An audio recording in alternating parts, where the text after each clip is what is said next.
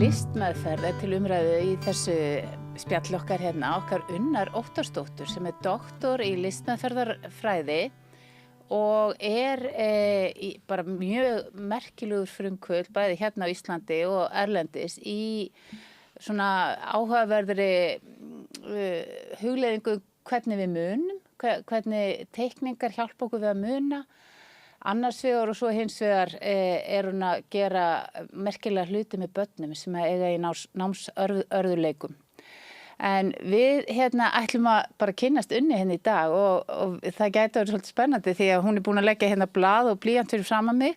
Þannig að ég hræddum að við verðum látin gera einhverja æfingu, ég og þið hlustendur góðir. En velkomin Unnur, gaman að fá þig í spjallið. Já, þakka kærlega fyrir og þakka fyrir að bjóða mér, gaman að fá að koma hérna. Já, þetta eitt af því sem mér hefur alltaf fundist forvitnilegt, það svona listmeðferð og kannski svona fyrsta hugmyndin þessi að það sé hægt að greina mann út frá því hvernig maður dregur línu á blað eða vinnur með liti. Geturðu sagt mér, það rétt skilið hjá mér? Getur þú lesið út úr einhverju kroti á blaði hjá mér hvernig típa ég eða hvað sálræna ástandi ég í? Sko ég veit ekki að þetta getur mikið komið svolítið langt svar við þessu af því að það náttúrulega gefur það sem verið að teikna, það að tjá eitthvað. Já. Og það hugmynd listmeðferðar að það sé að getur verið að tjá eitthvað mjög djúpt og út frá því hver manneskjan raunverulega En við sláum alltaf varnagla samt við því að geta túlkað við listmeðferðarfræðingarnir af því að við gefum svo mikið rými fyrir alls konar túlkunum. Já.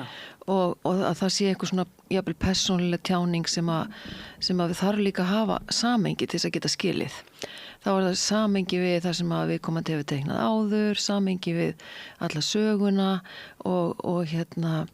og svona skilja allt ferlið í samhengi. Þannig að þetta getur verið tölvöld flókið og í raun og veru erum við ekki að gefa einhverja svona borðleggjandi túlkanir.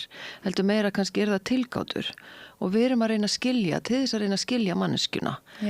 Það aðal markmiðið að við reynum að skilja hvað viðkomandi að segja og hvaðan það kemur. Og það verður einhvers konar svona tilgáta og svo eitthvað sem verður til mikið í samtalinu líka. Og svo það skjólstæðingurinn sjálfur sem hefur sínar eigin túlkanir og skýringar. Og allt í þetta mér í hug að það orðið svo stórt í allir meðferðarvinnu að í rauninni skiptir ekki máli greiningin eða þú veist heldur meira að það sé einhver úrvinnsla í gangi að manneskjan sé að fá að tjá sig. Akkurat, það nefnilega einmitt góða punktur að það meginatriðið. Að meginatriðið að viðkomandi geti nýtt innan miðil til þess að tjá og til þess að vinna úr. Og það gerist oft mjög bara svona tákrænt. Það ekki endilega við vitum alltaf hvað það sem í úrvinnslunni. Nákvæmlega. En það verða breytingar á líðan og hugsanlega einhver úrvinnsla sem að... Já. En geturðu nefnt með dæmi einhver svona merkilega upplifun af því að einhver fær einhverja, heilun eða losun eða lausn? Já, það náttúrulega bara, það verður oft, og hvernig maður mælir það náttúrulega ákveðið flókið, af því að þetta flókið mál og persónlegt og svona, en ég hef gert samt svona óformlegar athuganir á þessu, foreldrar fylla út lista. Á árangri. Já, fylla út lista á undan og eftir og svona, fólk gefur endurgjöf á það hvernig meðferðin virkað og þetta gerist oft bara eitt dæmi til þess barn sem var hjá mér í 10 skipti. Já. Og svo fylltur út listi á undan og eftir og við sáum náttúrulega að barninu fór að líða betur og fór að ganga betur í skólanum og það svona hegðun verður oft breytist og þá sér maður að það líka viðhorf barnsins breytist, það vill allt í einu láta sig ganga vel. Já. Það allt í einu upptekið að því að það fái góðar svona góðar umsagnir og það sé ekki að valda vandræðum og svona og það byrjar oft þannig, maður byrjar að sjá þennan mun. Yeah. Og svo sáum við til dæmis í þessu tilfelli eftir þess að 10 tíma þegar var fyllt aftur út úr listina þá vorum við báðar alveg hissa skilurðu og þá maður veit ekki alltaf nákvæmlega hvað það er bara eitthvað í þessu að barni fær þetta rými og það fær þetta frelsi og fær þessa hlustun sem einhvern veginn gerir eitthvað fyrir sálina þannig að það er svona eins og að orða þetta vel einn drengur sem hafði verið hjá mér, það var held ég 12 árum áður, hann sagði að listmeðferðin hjálpa honum að taka tilfinningarnar og búa eitthvað til úr þeim. Að læra eða byggja eitthvað eða búa eitthvað til í staðin fyrir að beina þeim í einhvers konar og nota þeir eiginlega inn í einhver erfið samskipti og búa til alls konar togstreitur og vandræði. Að þá eins og tekið sko, þetta sem kannski þessu ólga sem oft inn í manneskunni af mörgum ástæðum, þá hann í rauninu færð yfir í einhver uppbyggilegt form. Og Freud talaði þetta sem göfgun til dæmis. Já. Það sem að í staðin fyrir að þessi togstreiturnar verði einhvers konar niðurrif í samskiptum, að þá færast þar yfir í einhvers konar uppbyggilegt, félagslegt form. Vá, göfgun, ég hef aldrei heyrt þetta orð. En ég skil það, þannig að það er svona göfugra að beina því í jákvæðan farveg. Akkurat. Og að þjáningin verði þá þroskandi, já, er það ekki það? Já, bæði fyrir einstaklingin og líka jafnvel fyrir samfélagið. Já, vá, athyglisvert. Hvað er það algengasta sem að þú færð, sem sagt, hvað er fólk ofta kljást við sem kemur til þín? Ég er mikið með, í meðferðinni sem ég er með stofu. Já. Og þangað koma mjög oft börn sem vísa af barnavernd. Já. Og þau hafa náttúrulega mörg hver upplifa alls konar áföll og það er svona svolítið stór hópur af börnunum sem koma til mín og svo koma til mín börn sem eiga líka við námsörðuleika stríða. Þeir sem koma frá barnavernd, nú velti ég fyrir mér, þar er orðið svona svolítið alvarlegt ástand, er það ekki, þegar að barnavernd er komið í málið.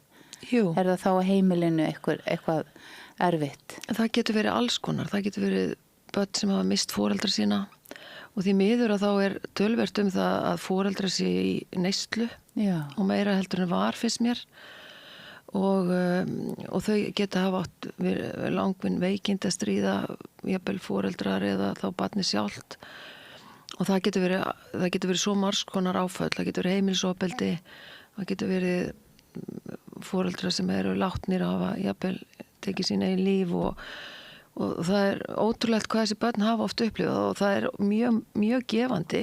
Það er erfitt stundum að standa í sporunum með þeim, en það er líka mjög gefandi að hjálpa þessum börnum. Þau eru mjög þakklátur hópur og líka að þau hafa einhvern svona styrk sem að maður sér stundum, skilurðu, sem að hefur einhvern veginn mótast innra með þeim í gegnum þetta allt. Já, það. Já.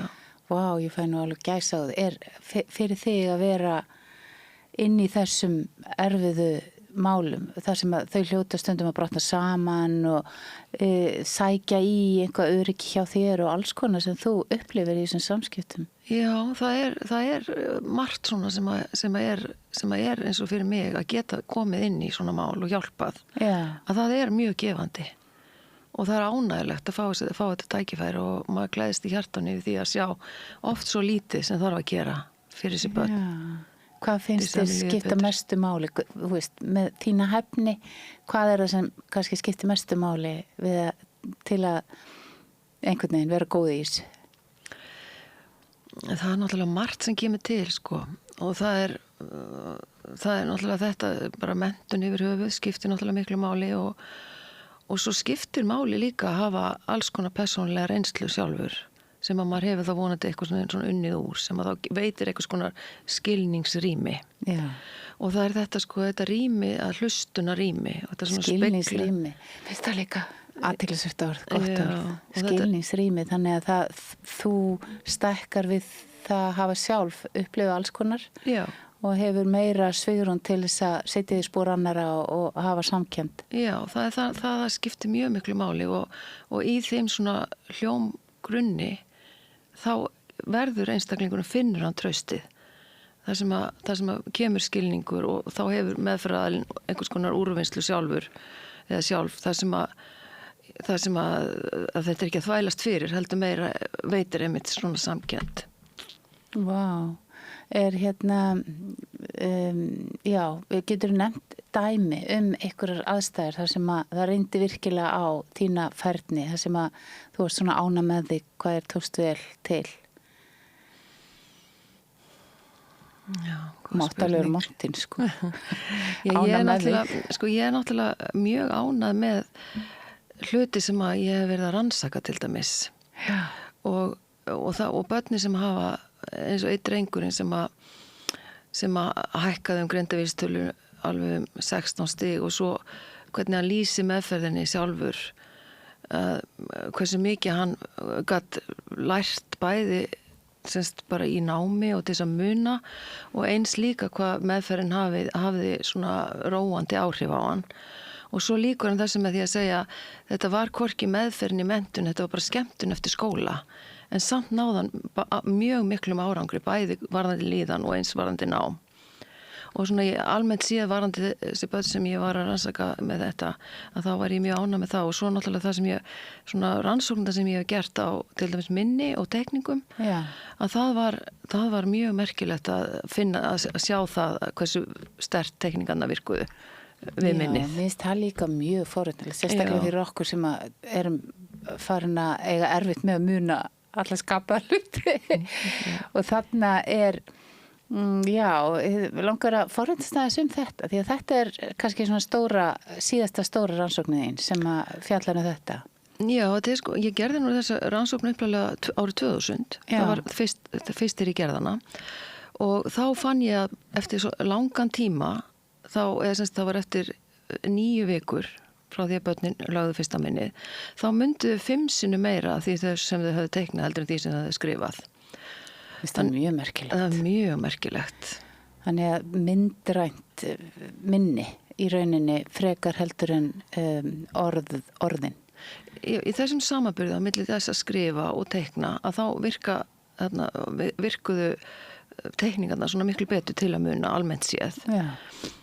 Þannig að það mjög sterkt með það. Svo gerði ég síðar rannsókn, svona tiltölulega nýverið og þá bar ég saman, bjótið 3 hópa, það voru þeir sem myndu fæst af skrifuðum orðum, þeir sem myndu miðlungsmikið af skrifuðum orðum og þeir sem myndu mest af skrifuðum orðum. Þannig að þá var ég svolítið að skoða svona hópa sem hafði gott raun verið minni að muna orð og versus þau sem hafði ekki eins gott minni. Já. Og þá var ég aðtögu hvernig teikningin virkaði fyrir þessa hópa á mismunandi hátt. Já. Og það sem ég sá að þau sem átti erfitt með að muna orð, að þau ættu svo miklu auðveldara með því að muna teikningarnar. Hvað segir þetta þér? Það er náttúrulega heilan. Já, það er allavega með heilan að þá hefur þetta kannski eitthvað að gera með að við erum að sjá að það er eitthvað svona mismunandi funksjónir í gangi. Sumir eru með sterkara minni eða sterkar, við tölum stundum hægra heilahveli þar sem að myndminnið og það ekki? Jú, þetta náttúrulega flókið að átta sig á þessu almennilega með heilan, sko. Þetta hefur bara tilbolt Taylor, manns þetta henni, heilasérfræðingurinn sem fekk heilablóðfall. Já, einmitt. Og þá einhvern veginn var það svo skýrt, sko, allavega í hennar útfærslu að vinstra megin þetta vitræna og tungumálið og þekkingin og það allt saman og svo hægra megin þetta sem þá myndrænt og skapandi og spesial og tilfinningar. Já, akkurat. Og ég held sko að teikningin eins og ég að gera þetta í sambandi við námslistmeðferðina að þá börnin að vinna með teikningarnar og þau að vinna með tilfinningarna sínar í teikningunum og þau líka að læra í gegnum teikningarnar og þannig held ég að verða alveg magnu tenging á milli þessara tveggja hluta af manneskjunni. Það annars vegar þessum skapandi myndræna, eins og þetta segja, og hins vegar þessum vitræna. Og í þessari tengingu held ég alveg bara hafsjór af möguleikum fyrir hverja mannesku. Segðu mér, gefðu mér dæmi eða hugmynd hvað gæti gerst. Hvað er það aðalega, hvernig myndir þú nýta þetta? Segjum að þú værir með barnabörnin þín og þið langaði að nýta þessa þekkingu þína til þess að gefa þeim möguleika á vellíðan og þroska.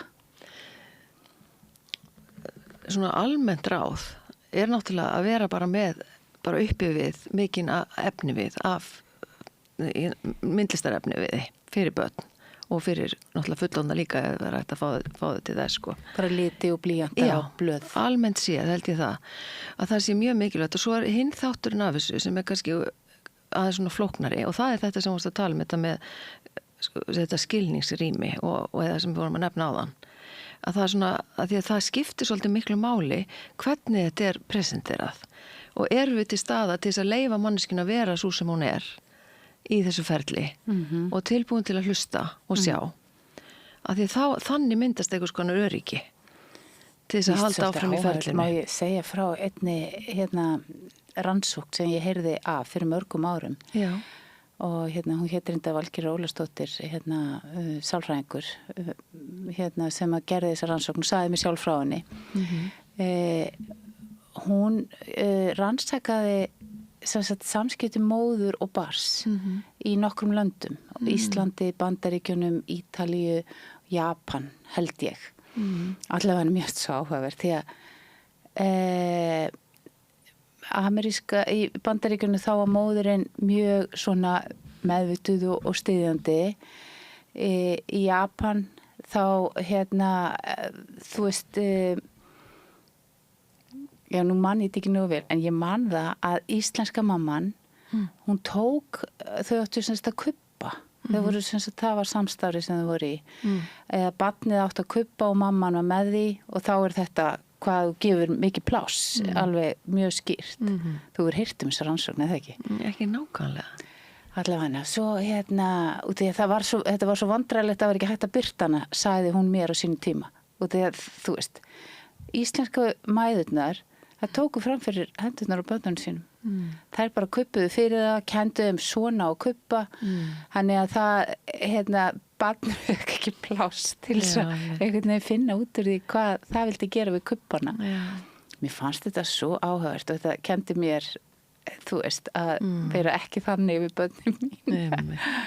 Þetta er ákveðið svona áskorun að gera þetta eins og vel og hægt er, sko. Já, Valgerður var að kenna í Kennó, sem sagt valnámskeið sem hét tilfinningagreind. Já.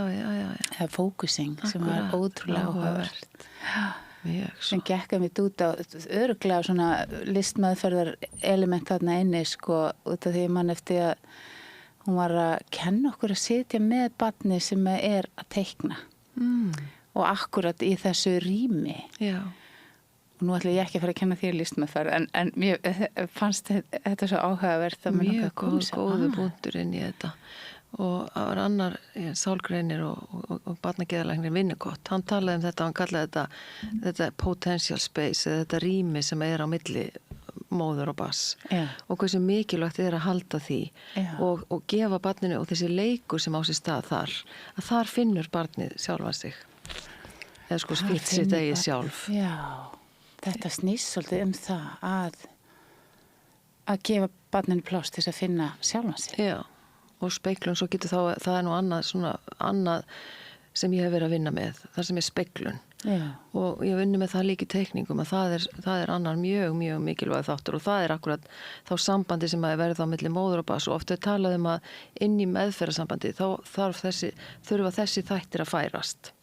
Þá verður einhvers konar rými á milli meðferðaraðilans og skjólstæðingsins. Og þar verður speiklun oft sem að hjálpar einmitt við þetta að viðkomandi svona finnur sitt eigið sjálf og það byggist upp. Núna langar mig að spyrja aðeins út í þetta. Því að þú ert að tala svolítið sem að við erum kannski ekki vön að tala að finna sitt eigið sjálf, að finna sjálfan sig. Og ég veit ekki hvort að það er ekki svo mörg ár síðan við skildum munin á því og að vera bara, svona svolítið ómeðvitaður. Getur aðeins útskýrt að hvað gerist, hver er munurinn á því að vera bara að gera eins og maður heldur maður eigi að gera eða gera eins og innri viska segir manni. Viltu útskýrta þess? Já, hver er munurinn á því að... Það verður rosa erfið í dagunur. Já, þá getur maður verið að hugsa þetta, annars verður þetta falska sjálf og hins verður þetta sanna sjálf, raun og verið eins og kannski ég vorst að setja þetta upp. Já. Og í frá meðferðilegu sjónarhorni þá gerist það að viðkomandi hann tjáir eitthvað og hann er að tjá eitthvað sem að þarf einhvers konar speiklun og þá reynir maður að taka það svolítið inn og finna það og er hann að gefa það tilbaka í svona viðráðanlegu formi og þannig lærir manneskjan og það er eiginlega mótar þessi speiklun sem á sér stað bæði náttúrulega í þá sambandi móðurs og barns upphaflega og svo gerist þetta náttúrulega áfram í öllu lífinu en í þessu ferli, þessu speiklunarferli þá einhvern veginn mótast hver manneskjan og þá mótar hún sig raunverulega. En svo þetta hins vegar þessu falska sjálfi, það kannski til dæmis í áföllum, svona óunnum áföllum og vöntun á speglun, að þá myndast einhvers konar svona hliðasjálf sem kannski ekkert nákvæmlega þetta sanna sjálf sem manneskjan með eða sem býr með hverju mannesku. Og myndir ekki líka segja þá að það þegar einhver alltaf að taka fram fyrir hendurnar að þér eða það alltaf verið að segja hvernig þú átt að vera öðru sem þú ert, hvað myndi gerast þá?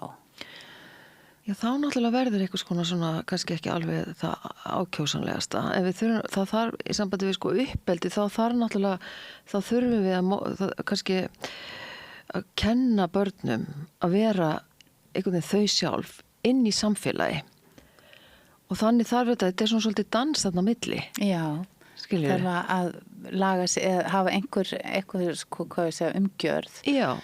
En samt að gefa mikið pláss fyrir þetta einstakaðu hverju eina manneskja og hún fá að vera hún sjálf. Akkurat. Og svo einhvers konar svona samspil, svona samfélagslegt samspil sem að við þurfum öll einhvern veginn að geta vafist inn í. Já, athyglisvert. Þetta finnst mér svo ótrúlega spennandi. Þannig þetta, og þú ert náttúrulega að vísa þarna þetta freudiskar hugmyndir í grunninn sem eru í listmeðferðinni?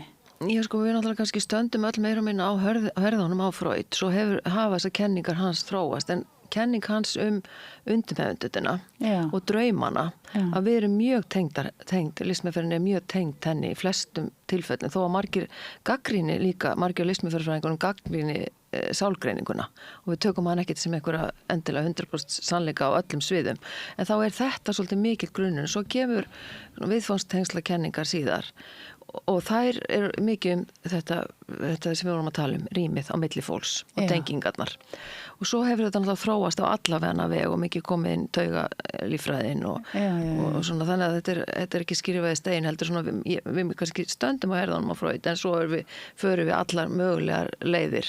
Já, og fólk með mismunandi hugmyndakerfi og fer í sikur áttinni ef við líka. Já, það kannski, þetta alveg samt held í hugmyndafræði listmeðferðar, en fólk að fara alls konar svona, má segja, einhvers konar svona mismunandi stiga svona út frá þeirri hugmynd. Já. Og hver svona þinn, þú veist, hvað ég segja, þín megin nálgun? Myndirðu geta vísað í eitthvað svona, ég meira inn á þessari línu heldur en kannski einhverjir aðrir eða? Ég hef þróað aðferðir sem eru mína sem ég hef skrifað mikið og fólk hefur verið að nýta þær og ég hef líka verið að kenna þær og það þessar hugmyndir námslistmeðferðina og þessar tengingar á milli eins og vorum að tala áðan, á milli þá eins og stundu sagt að hægra heilahvelið sé undir meðvitundin og þá sé vinstra heilahvelið meira meðvitundin og þá verið að þessar tenging þar á milli í tengslu við námið og þá í tengslu við eins og ég hef notað sjálf í sambandi við mína rannsóknir áfram í dag, en í dag þá nota ég alltaf, nota mikið þessar aðferðir sjálf og þetta svona... Núna þarf ég að skilja, þannig að það sem styrkurinn í því liggur í því að þú ert að láta þessi heilahvel vinna saman. Já, í þeirri aðferð það mikið það og það líka ákveðið í listmeðferðinni, það bara ekki næstu tekið eins mikið af þessum vitræna þætti inn í. Já, þannig að þú ert kannski að þróa nýja hugmyndafræði inn í listmeðferðarfræðunum sem að þú ert að boða allan heim. Það ekki rétt skilið? Jú, vel orðað. Það einmitt það sem það þróa nýja svona aðferð innan listmeðferðarinnar. Hvernig tilfinning það að vera að hafa áhrif á bara þróun fagsins í heiminum? Það náttúrulega góð tilfinning en þetta búið að taka langan tíma. Ég búin að vera að vinna í þessu núna ég er búin að vera listmeðferðarfræðingur í 35 ára eða eitthvað svoleiðis og svo er ég búin að vinna þessum rannsóknum í einhver 30 ár og ég hef oft talað fyrir daufum eyrum árum saman. Og núna einhver vakning eða hvað að gerast? Það bara það vakning og það meiri áhugi og meiri skilningur og svo náttúrulega þegar ég kynni þessar aðferðir að þá svona hægt og rólega einhvern veginn fer fólk að skilja þar betur, þetta byggist allt svona upp. En það líka eitthvað nýtt í gangi. Já. Það frá því að atferlisfræðin var svona einhvern veginn ráðandi í einhverja mjög langan tíma, þá svona mannúðarsálfræðin, þetta líkur nær mannúðarsálfræðinni heldur en atferlisfræðinni, það ekki? Jú, ég myndi segja það, að það sé nú, við förum svona aðra leiðir, eða sko, þetta náttúrulega, öll meðferð byggist mikið á meðferðarsambandinu, ég held að sé svona næstu í sama hvaða aðferð beitt með það að gera, að við erum öll fyrir skjólstæðingin okkar, og sína honum skilning, sama hvaða aðferði við erum að beita. En við í listmeðferðinni, við erum að geta nálgast oft hluti á svona sjónrænan hátt sem að við teljum að fara neða, eða geti farið dýpra og við byrjum líka meira frá þeim vinklinum. Við byrjum meira frá tilfinningunum og þessu sjónræna og síðan farið þá meira oft í samræðina. Þannig að þar við erum að fara svona þannig öðruvísi leið. Já, ég að hugsa hvað fólk, segjum að við séum að taka þátt í einhverju þróun eins og þú núna, þar sem að og ef þú segir, ég tala fyrir daufum eyrum í kannski 30 ár eða eitthvað, hvernig upplifirðu það að vera núna einhvern veginn með, þetta lítur að vera svolítið merkileg upplifun að vera allt í einu með einhvern sannleika sem fólk vil heyra? Já, það náttúrulega dásamlegt.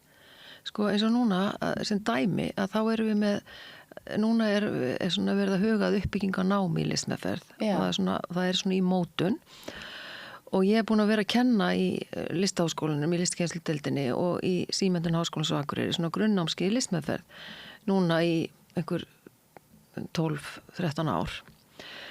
Og svo höfum við núna, eða ég hef verið að kenna þessi námskeið sem þessi grunnnámskeið sem hafa nú þróað svolítið í gegnum tíðina og þetta var alltaf svona, það var alltaf námskeið á og til og allt í lagi það fylltist mest og svona, þetta tók alltaf langa tíma. En núna þá fórum við á stað í haust með, það var síðasta vor, akkurat fyrir ári síðan, með svona námskeið og það bara fylltist leið og svo var annan námskeið og annan námskeið og annan námskeið og voru komið 5 námskeið öll full og það búið að setja nýtt námskeið í október og það komið biðlista og það ekki eins og búið að auglýsa það. Vá, og þannig að heldur þú að þetta sé bara aukin áhugi eða þú orðin svona góð í þessu að fólk, það spyrst svona vel út það sem þetta gera? Ég held að það sé samblanda mörgum þáttum, ég held líka að það sé eitthvað í samfélaginu. Já. Ég held að fólki sé eitthvað tilbúnara og það sé búið að leggja eitthvað svona grunn á alla mögulega vegu. Einhverju hluti að fara all viðtölur sem ég tek það kemur í ljós að það allir að finna sannleikan innra með sér. Eitthvað svoleiðis að gerast í, þú veist, það eitthvað í heiminum í dag sem að gera það verkum að við erum kannski að fara meira að leita inn á við eða tengja við okkur sjálf? Ég held að þetta sé einmitt þessi leit inn á við að fólki vill frið innra með sér og það vill lausnir innra með sér og það eitthvað sem hefur náttúrulega líka verið að byggjast upp í samfélaginu núna í tölverðan tíma og það held ég að sé hluta af þessum grunni sem svolítið mikilvægur fyrir eins og fag, eins og listmeðferðina. Nú dættum mér í frið innra með sér þegar ég kynntist þér nú þegar við vorum saman í myndlistskólanum í Reykjavík í fornámi fyrir mörgum árum sem var mjög skemmtilegu tími en þá fórst þú alltaf afsíðis í hádeginu til þess að hugleiða og það var áður en að ég vissi hvað hugleiðsla var. Já, einmitt. Og þannig að þú hefur lengi verið þarna að tengja við þína innri visku og finna hugaró. Já, ég hef notað náttúrulega ýmsar aðferðir og fyrst og fremst tekníkarnar en það alls konar, það svo margt svona sem að hjálpa fólki á þessari leið.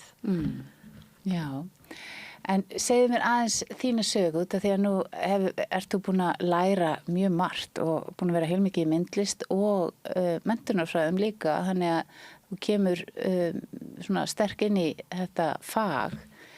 Þú byrjar í Kennaraháskólanum, hvað fyrir einhverjum 50 árum? Já, við vorum þetta saman það líka. Já. Okkar leiðir hafa leiðið saman á ýmsum stöðum. Ok, segi 40 árum. Já, akkurat. Já. Það var einmitt 40 ára útskriftarafmæli núna daginn. Já. Já, ég sem sagt fór í Kennaraháskólan. Ég kendi fyrst eftir menntaskóla einn vetur á Ísafirði, svo fór ég í Kennaraháskólan og þegar ég var að ljúka námið þar, þá langaði mig að fá að halda áfram og ég ætla alltaf í iðjuþjálfun og ég sá, svo ætlaði ég að fara til Danmerkur og svo einhvern veginn var það ekki alveg svona að smetla saman og þá sá ég bara auglýsingu á töflunni og ég hafði aldrei heyrt listmeðferð þá. Á töflunni? Já, bara töflunni svona frammi, þú veist. Í skólanum? Já. Hvað ertu að segja? Já, og þá var verið að bara svona fyrir unga fólki sem hérna skilur að þetta var fyrir tíma netsins. Akkurat. Það var bara, hékk einhver staður auglýsing. Já, einmitt. Hékk auglýsing og þar var sem sagt verið að auglýsa námskeið í listmeðferð og þá var sagt að það þyrfti ekki að hafa neina listræna þekkingu eða hæfileika og að það myndi vinnast tækifæri til þess að vinna eitthvað innan við og hjálpa fólki og svona og ég var alveg mjög spennt fyrir svo dreif mig á námskeið og þá einhvern veginn snerist ég frá þessari hugmynd iðjuþjálfunina. Var þetta einhver Íslendingur? Já, og Sigrún Proppe var með þetta námskeið. Var hún listmeðferðarfræðingur? Já, hún listmeðferðarfræðingur og síðan hefur hún færst reyndar yfir meira í sálgreiningu og eitthvað svona. Já. En þetta var frábært námskeið. Já. Og hérna á Ísafirði? Nei, þetta var þegar ég var að útskrifast úr Kennaraháskólanum. Já. Þarna 4 árum síðar. Já. Og semst þá fór ég á þetta námskeið og svo fór ég bara að kenna og svona og í kjölfarið þessu þá fór ég síðan í meistaranám í New York, í Pratt Institute í listmeðferð. Já. Akkur heldur að þú hafir viljað eitthvað meira þarna kafa í sálina? Það var margt sko, það var náttúrulega, ég man eftir þegar ég var barn að það var róandi og það var gott að gera alls konar, allt mögulegt með höndunum.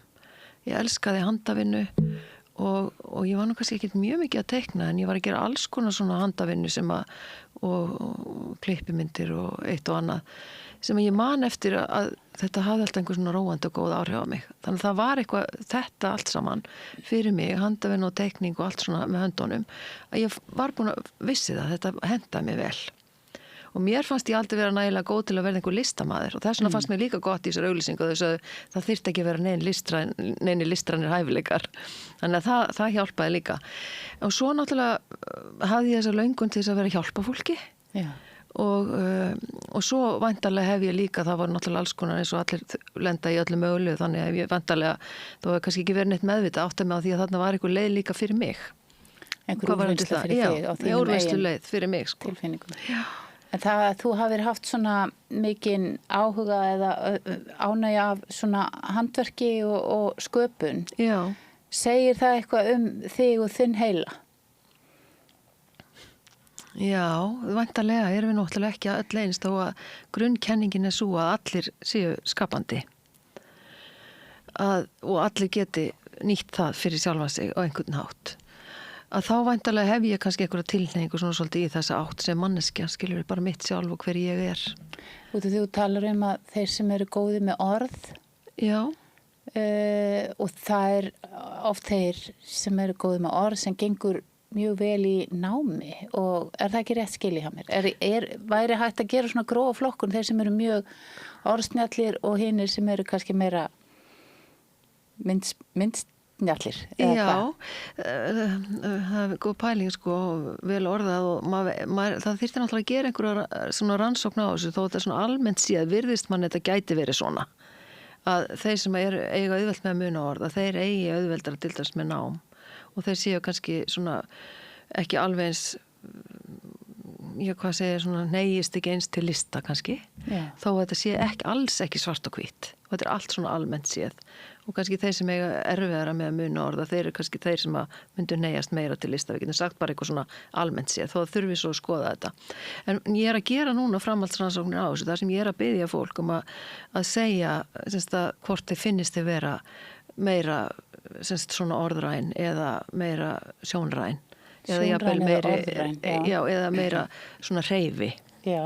Af því að það líka ákveðið svona fólk neyist sumir meira til svona líkamlegra hreyfinga. Já, kannski þriðji flokkurinn. Já, þannig að það getur verið svona þessar greindir, mismunandi greindir sem það svolítið að skoða hvernig þetta en það sem var athyglisvert samt fyrir þennan hóp sem að myndi vel orð að þau myndu strax á eftir meira af orðum heldur en á teikningum í könnuninni en þegar tíminn leið þá myndi þessi hópur líka meira af teikningum heldur en skrifum orðum. Já, en til lengri tíma myndrænt minni sem það dugar lengur eða? Svona almennt séð með þennan hóp. Þú segir alltaf almennt séð, það nú svo, ég veit að þú vilt ekki fullera neitt, það getur ekki staðið fyrir doktorsnefndinni. Vísindalegum stöðlum. En mér langar að staldra þessu þetta, áður en við fyrir lengra með söguna þína. Þetta það sem að mér finnst mjög áhugavert út af því að við ég man þú sagði mér ekkert tíðan skólakerfið hannað í kringum þá sem eru orðsnjallir. Ekki þá sem eru kannski hreyfisnjallir og myndsnjallir. Það ekki rétt? Ég held að það sé bara mjög mikið til í því. Já. Að það sé bara fólk sem á erfitt með að tilenga sér þessar aðferði sem mikið verið að kenna. Og þó það sé náttúrulega að hún henti vel fyrir stóran hóp. Já.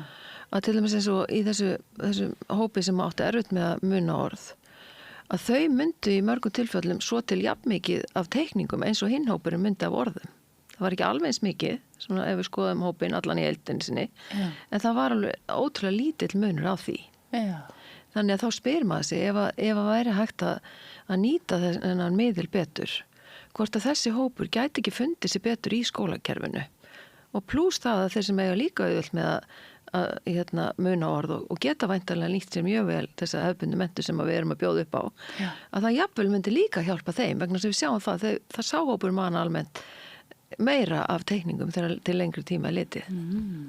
Þetta mjög stórt sem við erum að ræða hérna. Við erum bara hreinlega að tala skólakerfi sem hannað að bara takmörkuðum hóp og það eru margir sem eru ekki að njóta sín eða nýta styrkleika sína í þessu skólakerfi. Því miður kannski má segja það. Það má segja það. Já, en það, sko, eins og ég hef hugsað þetta, þá hef ég alltaf hugsað þetta að við þurfum ekki að taka út þetta hefðbundna nám og það ekki meiningin til þess að listin fái að lifa. Heldur miklu frekar að nýta listina til þess að hjálpa börnunum að geta nýtt þessa hefðbundnu menntun. Og það einhvern veginn að gera því líka hátt undir höfði því sem raunverulega í skólunum. En ef við getum innleitt meira af teikningum og líka meira af svona skilningsrými, að þá erum við kannski að hjálpa einmitt fólkinu til að geta nota báða heimana.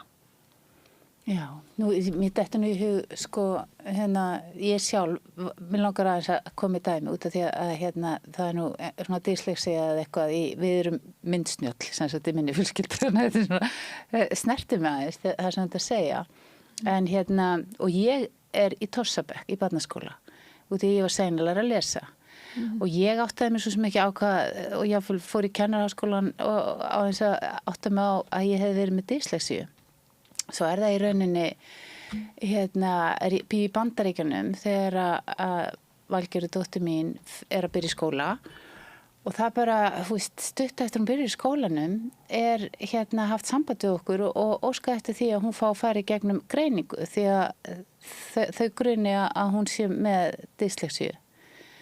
Og þar fer hún í gegnum mjög áhugavert próf. Ég var náttúrulega svolítið áhuga sem þetta sjálf með kennaramenntun og það kemur mjög skýrt fram að hún með mjög sterka mynd, ég veit ekki, okkur vantar með þessi orði fyrir þetta unnur á íslensku.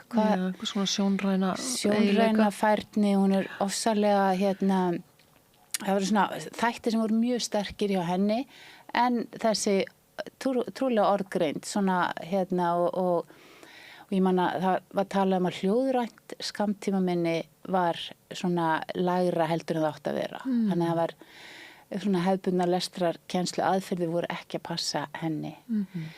Og ég fæ alveg svona kökki, ég hugsa þetta var svo áhrifaríkt að sjá barnið fá sérkennslu, það sem var verið að nota svona myndrænar sögur til þess að kenna henni að lesa og bara kenna henni stafina.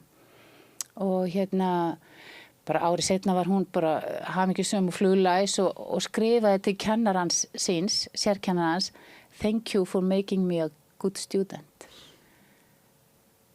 Ég bara ótrúlega saga og þarna skildi ég líka hvað ég hafði verið að kljást við sem barn í skóla. Já. Og hvað ósanngjarnt að þessi börn skuli ekki fá, þú veist, það þær aðstæður að þau geti upplifa sig góða nemendur líka í íslenska skólakerfinu. Eða hvað? Þetta náttúrulega, eins og þú segir, að þetta náttúrulega sorglegt og eins og ég hef fundið þetta með börnunum sem koma til mín, þetta náttúrulega ákveðið frelsi og mikið, svo mikið sem manneskjan fær, ef hún getur farið að tileinka sér þessar aðferðir til þess að nálgast námið og það náttúrulega, það opnast bara einhver nýr heimur, það er alveg með ólíkindum og ég náttúrulega ánægð með það til dæmis eins og í þessu námi sem við erum að byggja upp eða sem í mótun, að þar að koma mikið kennarar og þau eru svo áhugasöm og það er svo mikið sem að segja okkur á sögum sem að breytir svo miklu fyrir börni sem þau eru að kenna þó að þetta sé alls ekki komið langt og þau eru alls ekki búin að læra mikið en það þarf samt ákveðna þekkingu til þess að geta innleitt svona aðferðir. Já, og þetta er fullt af góðum kennur sem hafa verið að gera góða hluti, sko. Ég var einmitt að hugsa það líka, því að ég hef séð það náttúrulega, ég séð það bara nálægt mér, að það eru frábæri hlutir í skólum sem verið að gera og kennarar að láta börn teikna og gera alveg ótrúlega skemmtilegar vinnubækur og nýta báðar þessar aðferðir að skrifa og teikna. Þannig að það er bara, en það mætti kannski vera meira. Þegar við vorum í kennu var ekki verið að vinna með LTG aðferðina þar sem að þau teiknuðu myndir og svo ættu að skrifa einhverja sögu út frá myndunum. Jú, það er til dæmis ein aðferð sem hefur verið nýtt alveg bara. Það var í kennu fyrir 40 ára. Já, akkurat. En svo kemur maður út í skólan og fyrir að kenna með hefðbundnum aðferðum. Já, það er nú það sko. Þetta er náttúrulega, það er líka að kenna með þessum aðferðum líka ákveðin svona áskorun. Það er margt í því. Kennarinn hefur náttúrulega sitt líf og þarf einhvern veginn að höndla það. Og það getur verið alls konar og fyrir börnin sem að gera þetta þá eru kannski fyrir flest börnin þetta þau bara teikna og þau þroskast og þau hafa ef það einhver tilfinningar sem koma upp þá þau með stuðningskerfi og það bara gengur allt svona vel svo náttúrulega alltaf eitt og eitt barn eins og börnin kannski sem koma til mín á stofuna sem eiga mjög erfitt og hafa ekki bakland og hafa upplifa miklu erfileika og þá kemur kannski fullt af einhverjum tilfinningu sem geta orðið jafnvel geta kannski aukið á hegðunar vandkvæði. Þannig að þetta ákveðið svona áskorun, má segja, sem að þarf líka innleiða þekkingu og þjálfun til þess að takast á við. En þú segir kennarinn líka með sitt út af því að mér finnst það líka áhugavert. Við erum komin svo djúpt, sko, Unnur, ég veit ekki hvort það séu margir sem að tengja við okkur en það líka svo áhugavert að það í hvaða, þetta svo persónulegt, eins og þú í þínu námi og þinni að þróast sem listmeðferðarfræðingur hefur þú þurft að fara í gegnum heilmikla sjálfsvinnu, það ekki? Sko það í sömu námi, listmeðferðarnámi, þá skylda að vera í meðferð, einhvers konar sálfræði meðferð, meðfram náminu og stundum það bara svo tillaga. Og eins og ég með þetta núna og við í náminu þá, þessum námskeiðum sem verið að kenna núna, þá var upphaflega námskeiðið svona mælt með því en svo það svona lagt til á næsta námskeiði og það venjulegasta besta sem gerist það að nemandi bara finnur það sjálfur að það þörf fyrir eitthvað svona úrvinnslu. Já. En ég að hugsa sko kennari að skipti máli að hann sé í góðu jafnvægi. Það skiptir eiginlega kannski bara mestu máli. Já, og kennari þarf náttúrulega að fá stuðning og handleiðslu og menntun og til þess að geta verið og náttúrulega kennari ekki meðferðaðili og hann á ekkert að vera í því. En hann það kannski getur veitt aðeins meira svona tegjulegt stærra rými fyrir börnin með auknum skilningi á því hvað til dæmis teikningi og hvað hún getur stjúft og hvað getur komið upp á yfirborðið og svona. Áhugavert. Við erum kannski ennþá bara að byrja á sögunni þinni en þessi, ég sé að þetta er svona áhugaverð fræði sem við getum farið djúpt inn í allar áttir Akkurat. Kannski ef við höldum aðeins áfram með þína sögu þarna þegar þú ferð á fyrsta námskeið og svo ferðu til Bandaríkjanna í námið. Hvað svo að gerast í þínu lífi sem eru til þess að þú ferð til dæmis í myndlistanám? Já, það sem gerðist svo næst var það að ég fór að vinna í skólanum sem kennari og svo var ég vinna líka sem sérkennari og listmeðferðarfræðingur. Og þetta blandaðist svona saman, listmeðferðin og sérkennslan aðalega. Og þá byrjaði ég að sjá þessa tengingu á milli teikningana og námsins og hvernig börnunum leið. Það var bara svo merkilegt að ég vildi rannsaka þetta frekar og það var til þess að ég fór í doktorsnám í listmeðferð. Já, þú varst bara búin með masterinn í New York. Já, og svo fór ég til Englands í University of Hertfordshire og þar lauk ég doktorsnáminu. Og hvað var varst að rannsaka þar? Þá byrjaði ég að gera þessar rannsóknir á minninu. Já. Og svo var ég að rannsaka börn sem hefði orðið fyrir áföllum og áttu við námsörðuleika stríða. Já. Það var Þá ert þú að þróa þetta svið? Já, þannig byrjaði þessi þróun á þessu sviði. Já. Þannig að geturðu sagt hvað hét til dæmis doktorsritgerðin þín? Hún hét Art Therapy. Ég með að skrifa, sko.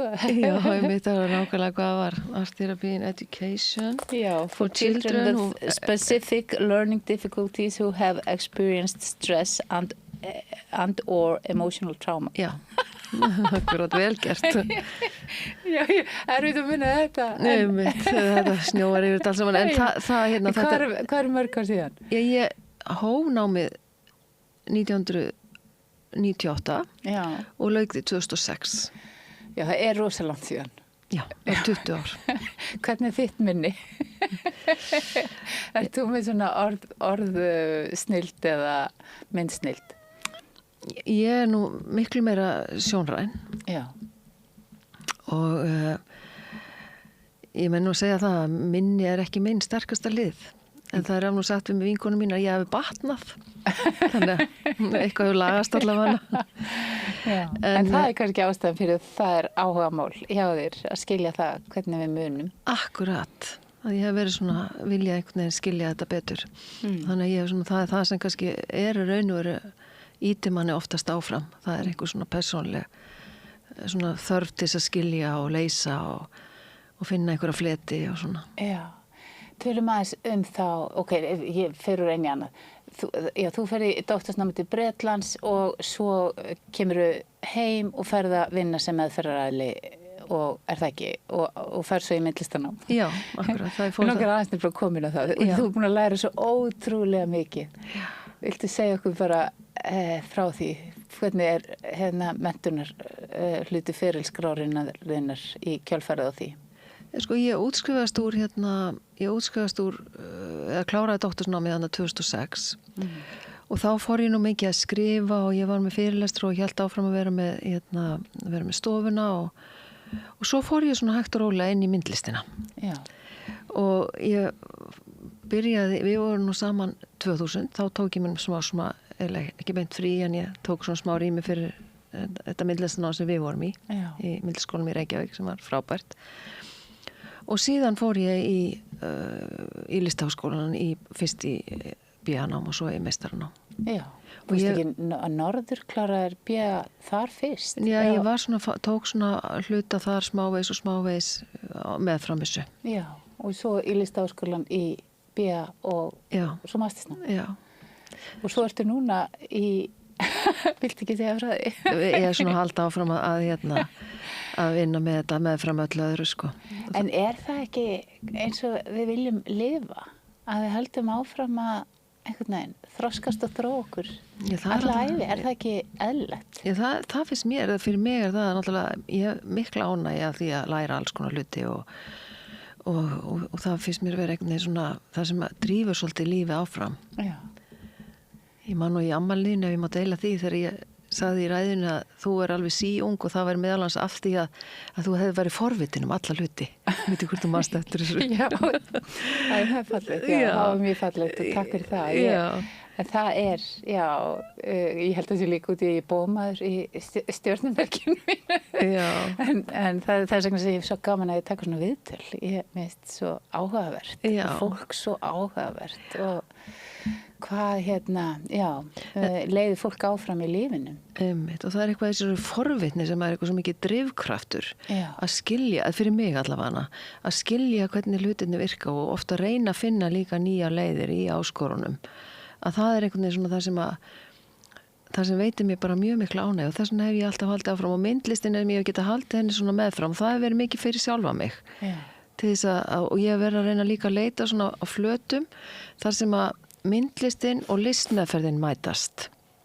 Mér langaði alltaf að því að mér fannst listmeðferðin svolítið svona, ég gat boðið náttúrulega ákveðnum hóp upp á listmeðferð, en það er ákveðin hópur sem kemur en svo margir aðrir sem koma ekki og það er svona langaði maður að geta einhvern veginn tengt svona listmeðferð hugsun inn í myndlistina til þess að einhvern veginn að gefa svona fleirum möguleika á því að skynja kannski sjálfa sig og í einhverju svona nýju svona ljósi. Það signaði þú verið með svona mjög gagnvirk verk á þínum sýningum. Þar sem maður bara gengur inn í einhverja upplifun og verður svona þáttakandi í eiginlega verkinu. Já, akkurat. Jú, það er einmitt það.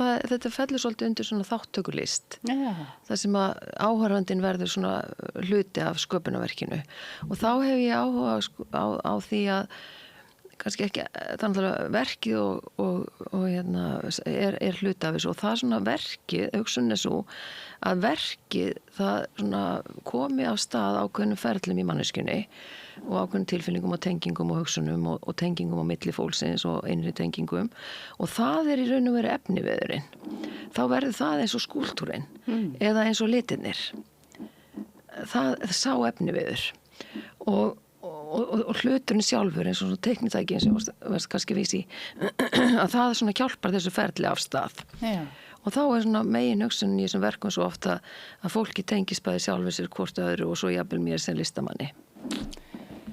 Sko, það er svo margt sem við höfum eftir að ræða og ég ætla nú bara að biðja þeim að koma aftur til mín og út af því að ég voru svo spennt að fá að gera einhverja æfingu með þér. Þannig að við verðum að hittast aftur því að það er annað viðtal handa við hornið. En getur þú sagt mér eitthvað eitt sem að þú myndir óska þér að myndi gerast fyrir þitt fag og fyrir börnin sem þú ert að vinna með bara á Íslandi á næstunni? Ef þú hefur bara töfrasprúta, hvað viltu laga? Ég veit náttúrulega að það er ekki svona ein töfralausn, þetta er margar lausnir og margt sem hefur verið að gera eins og til dæmis farsældalögin og all hugmyndafræðin þar. Ég held að það sé einhver svona grunnur og það hefur komið upp ákveðin svona gagnrýni á það að það hefur kannski ekki fengið alveg nóg mikið sem sagt bara input af bæði fólki og fjármagni og svona, en svo hugmyndafræði er til dæmis held ég mjög góðu grunnur að því að innleiða meiri teikningu og innleiða meiri list í skólana og innleiða meiri tilfinningar sem náttúrulega það fjallar og svo myndi ég bara vilja sjá meiri fyrir mig svona persónulega þessi baráttumál mín að ég fengi tækifæri til þess að kynna þessar hugmyndir fyrir kennurum og gefa þeim tækifæri til þess að læra þetta og læra, og það, eins og ég kenni það þá náttúrulega það er að læra aðferðirnar, læra kenningarnar, læra rannsóknirnar og að læra sjálfan sig til þess að geta mætt börnunum. Frábært. Þetta er svona allavega eitt að svona það sem þetta eftir fyrst í hug og fyrst fleira akkurat, æðislegt Unnur, takk fyrir kærlega og við höldum áfram með þessa umræðu. Ég eiginlega bara lofa því ef að Unnur er til í að koma inn aftur en við tökum stutt hlé áður en að við höldum áfram. Takk fyrir. Ég heiti Þórhildur Þorleifsdóttir. Á Samstöðinni er fjörug, opin, skemmtileg og gagnrýnin umræða allt milli himins og jarðar. Samstöðin á erindi inn á öll heimili. Hvar skrái ég mig í áskrift? Samstöðin.is